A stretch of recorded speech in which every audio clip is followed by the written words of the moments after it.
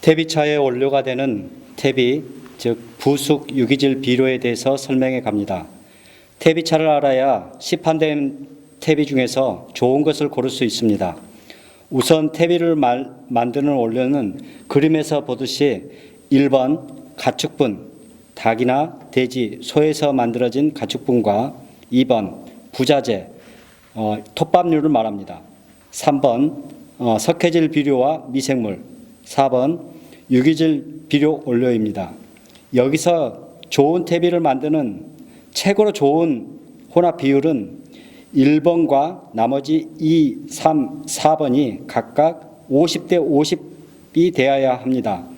예전에는 가축분과 톱밥만 섞어서 만들어 사용했으나 최근에는 이것만으로는 발효가 잘 진행되지 않아서 2012년에 3번을 혼합할 수 있도록 퇴비 제조 규정이 제정되었습니다. 그 이유는 개분, 돈분, 우분 등에 포함된 항생제 영향으로 생각되고 있습니다. 그래서 석회질 비료인 제오라이트, 미생물 등을 섞어야 좋은 퇴비가 될 수 있습니다. 일반적으로 가격을 보면 4번, 3번, 2번, 1번 순으로 4번이 가장 높습니다. 그리고 가축분이 50% 내외이면 좋은 퇴비로 판단해도 좋습니다. 퇴비는 포장 후에도 용기에 구멍이 뚫려 있는데 이것은 포장 후에도 발효가 진행되도록 하기 위해서입니다. 따라서 완전히 부숙되게 하려면 구입한 이후에도 햇볕이 잘 쬐일 수 있는 곳에 두어야 좋습니다. 양분 함량은 개분, 돈분, 우분 순으로 많이 함유되고 있으며 양분 함량이 높을수록 부숙시킬 때 암모니아 가스가 많이 생성합니다. 그리고 톱밥 등 부자재 함량이 많이 소요가 됩니다. 양분 함량이 적을수록 발효가 잘 됩니다. 다시 말하면 우분은 소 내부 장기에 포함된 미생물의 작용으로 발효가 잘 됩니다.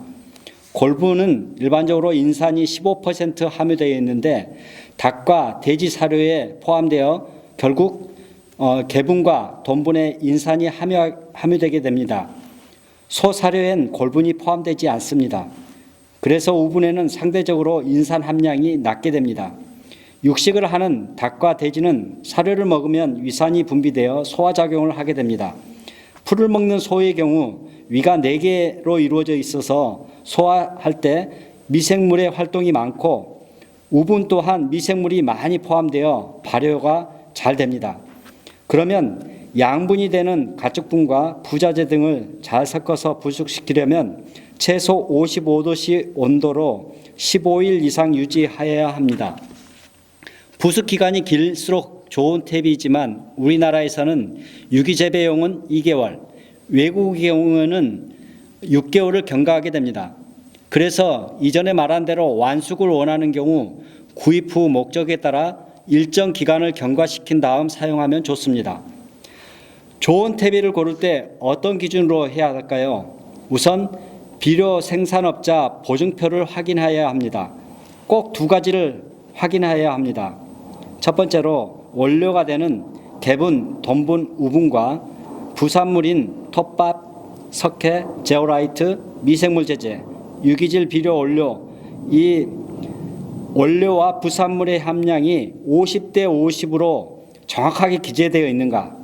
두 번째는 55도씨 이상으로 15일간 유지되었는가? 유기농자재로 등록된 퇴비는 이 기준에 부합하도록 생산하기 때문에 안심해도 괜찮습니다. 부산물 중 버섯 재배지를 사용한 것 중에서 최근 일부 문제가 되는 것을 예로 설명해 봅니다. 실제 온도가 55도씨 이상 올라가게 되면 버섯균이 사멸하게 되어 퇴비로 사용할 때는 더 이상 버섯이 살아나지 않지만 일부 온도가 올라가지 않고 냄새가 나는 퇴비는 버섯균이 죽지 않아서 작물을 심어두고서 피해가 나오게 됩니다. 이런 퇴비는 향후 사용하지 않아야 합니다. 일부 도축 잔재물이 포함된 퇴비의 경우 불완전하게 퇴비가 만들어지면 심한 냄새를 발산하게 됩니다. 또한 50대 50의 비율이 지켜지지 않거나 부산물 함량이 정확하게 기재되지 않아도 문제가 됩니다. 종합해보면 원료와 부산물이 50대 50이라면 부산물이 여러 가지로 포함된 것이 가장 좋은 퇴비가 됩니다. 바로 아래 녹색 라벨은 아주 좋은 퇴비가 됩니다. 세심하게 보증표를 보면 알 수 있는 것입니다. 이해가 안 되면 8화와 9화를 다시 한번 읽어보시길 권합니다. 아래 그림에서 보면 나무를 중심으로 분홍색 부분의 띠 모양으로 퇴비를 살포하면 나쁜 살포 방법이 됩니다. 이렇게 한꺼번에 모아서 퇴비를 뿌리게 되면 살포한 부분 아래에 있는 잔뿌리가 모두 손상을 받아서 나무에게 부담을 주게 됩니다. 그리고 더 나쁜 사례 중 하나는 원줄기 주변에 띠 모양으로 주는 것입니다. 이 부분은 과수의 잔뿌리가 드물게 있는 곳이라서 그렇습니다. 그러면 어떻게 해야 할까요? 수관 아래, 즉 나무 가지가 뻗어 있는 부분 아래 방향으로 흩어 뿌리는 것이 좋습니다. 경운하는 것도 좋은 방법이긴 하지만 나무에 따라서 잔뿌리의 재생 능력이 떨어지는 것은 경운하는 것도 좋은 방법은 아닙니다. 우리가 화학 비료로 쓸 때 화학 비료도 나눠주기를 하여 나무 생육 단계별로 필요할 때 유실량을 고려하여 주고 있습니다만 퇴비는 인건비 문제가 수반되기도 하지만 한꺼번에 다 뿌리는 것보다는 두 번에 나눠서 주는 것도 좋은 방법이 됩니다. 보통 퇴비는 3개월이 지나면 본래 주던 양분의 절반만 남게 됩니다. 그래서 두 번에 걸쳐 나눠주게 되면 비료 효과를 더 길게 유지할 수 있게 됩니다. 보통 300평의 과수의 경우는 30에서 40호를 사용합니다. 여기 범위에서 점토 함량이 많으면 더 많이 주고 모래 함량이 많으면 적은 양으로 주게 됩니다. 밭토양의 경우 보통 300평당 50에서 60호를 사용하게 되는데 과수 작물과 달리 일반적으로 로타리 작업을 하여서 토양과 섞는 작업이 포함되기 때문입니다. 예전엔 퇴비로 인한 분쟁이 많았습니다. 현재에도 동일한 분쟁이 있을 수 있는 만큼 작목에 따라 적정 사용량을 사용해야 만일에 있을 퇴비 관련 제조사와 분쟁을 대비할 수 있습니다. 일반적으로 과수원에서 퇴비를 사용하는 시기는 이른 봄에 하는 경우가 많습니다. 일부 미숙 퇴비를 사용하는 경우엔 초겨울에 하는 경우도 있습니다. 그런데 12화에서 설명한 대로 퇴비를 살포하면 3개월이 경과할 경우 퇴비 중 남은 양분량이 처음 살포량에 비해 절반으로 감소하게 됩니다. 따라서 전체 36포를 준비를 하였다면 이른 봄에 18포를 뿌리고 3개월이 지난 다음에 다시 18포를 뿌려주면 비록 두 번에 걸쳐서 뿌리는 번거로움이 있지만 작물이 양분을 더 효율적으로 이용하게 하는 장점이 있습니다.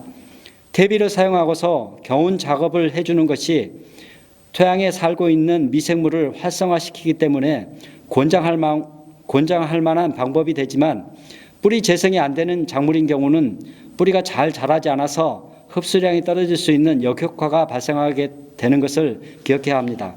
따라서 뿌리를 보호하기 위해서는 반드시 기본적으로 지켜야 할 것은 퇴비를 고르게 흩어서 뿌려주는 것입니다.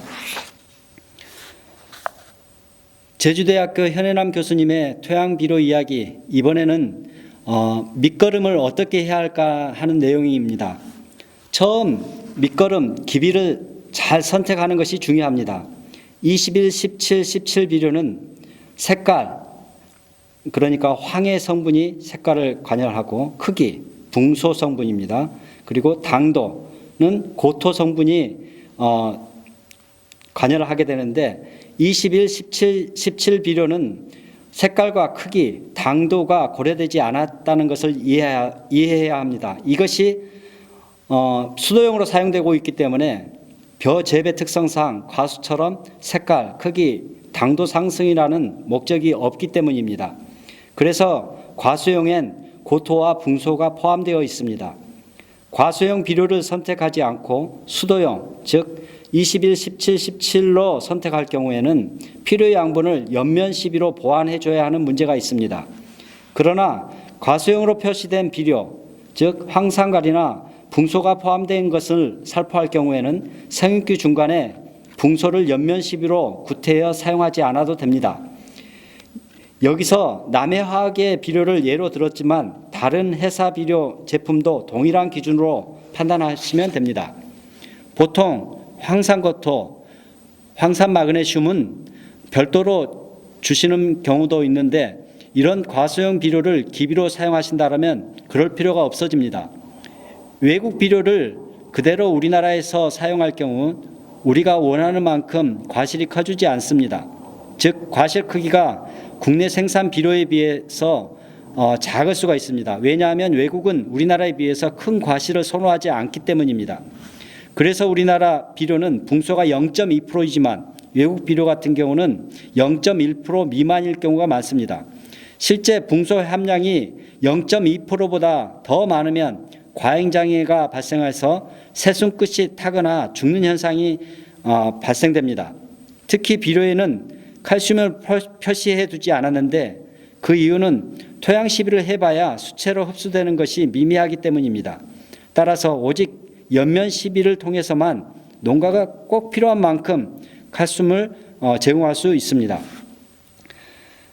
아래 깻잎을 재배하는 농가가 있습니다. 두 가지 비료가 있는데 1번은 질소를 18, 칼륨이 12이고 2번은 질소 12, 칼륨 18일 경우 깻잎이 단단하고 작은 상태로 원할 경우는 2번 비료를 선택합니다.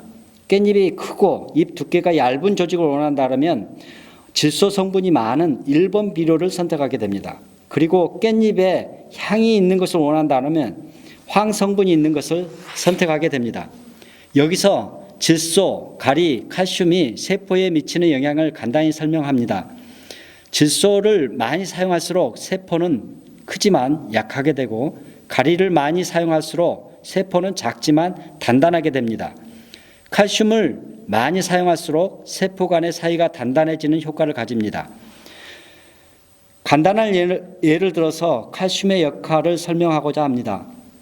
벽돌집이 견고하게 만들어지려면 벽돌이 튼튼해야 하며 시멘트가 좋아야 합니다.